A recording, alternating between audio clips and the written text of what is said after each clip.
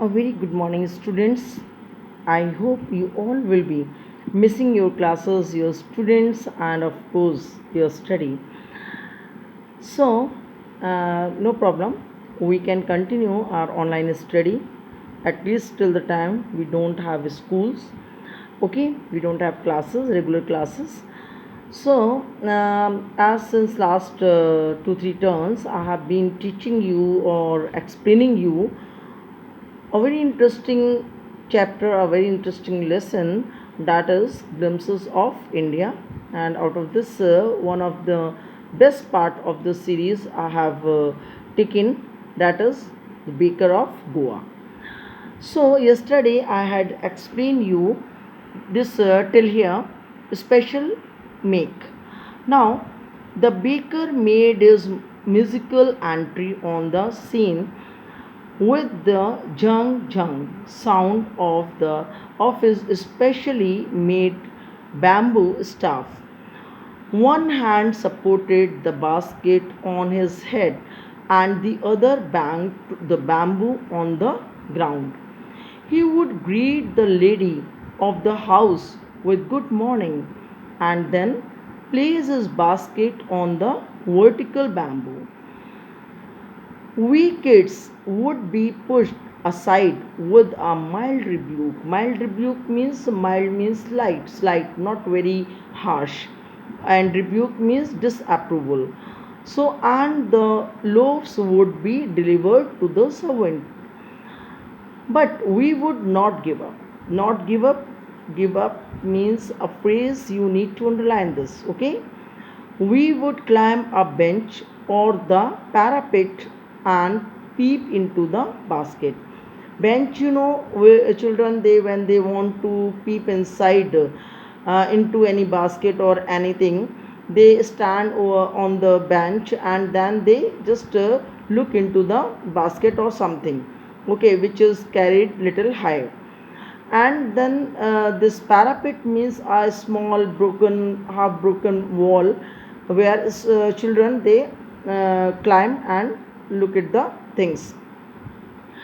So servant, but we would not give up. We would climb a bench or a parapet and peep into the basket. Somehow I can still recall the typical fragrance smell of those loaves for the elders and the bangles for the children. Then we did not even care to brush our teeth or wash our mouths properly. And why should we? Who says this? Children. Why should we? Who would take the trouble of plucking the mango leaf for the toothbrush? And why was it necessary at all? The tiger never brushed his teeth. Hot tea could wash and clean up everything so nicely after all. So, this was the reading of this next paragraph of the Beaker of Goa. So, what the narrator narrates here, what does he describes here? He describes that the baker made his musical entry, means morning itself, when children were in deep sleep. That time when baker will enter the street, he will come with musical entry, and that music used to wake all the children up from their sleep, and they all will run after the baker, hawker, who has come to sell the loaves, and they greet respectfully to the ladies and the wives, housewives, and they will say good morning to them, and then all the women will come out from the doors and they will look at the basket. They will see whether the loaves are fresh or not. And some of the houses servants also come, okay, they also come to check the loaves. They buy them. The same time when children they also try to get or peep into the basket, the hawker will ask them to be aside. okay, or they little like a very slight push will be given to them so that they will keep themselves away from the basket. He doesn't want any disturbance, especially when ladies of the houses were looking for fresh loaves.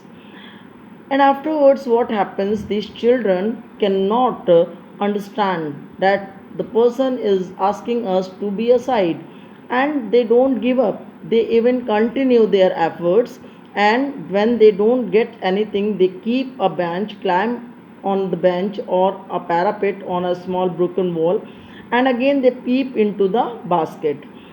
And then this happens every day. This was their routine, okay. And children, even they never wash themselves, means without brushing teeth, without washing their face, they used to come out from the houses to see, to peep into the baskets, and the smell, fragrance of the loaves were outstanding. That was very, means tasty, and children were very fond of having those loaves in the morning breakfast.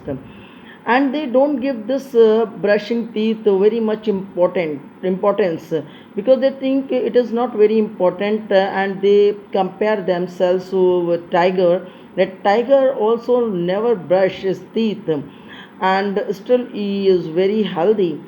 And they believe that all the germs, bacteria which are present in the mouth, or which are in the teeth gum, they all will be killed. They all will be cleaning up nicely, okay, when they take a warm cup of tea, okay.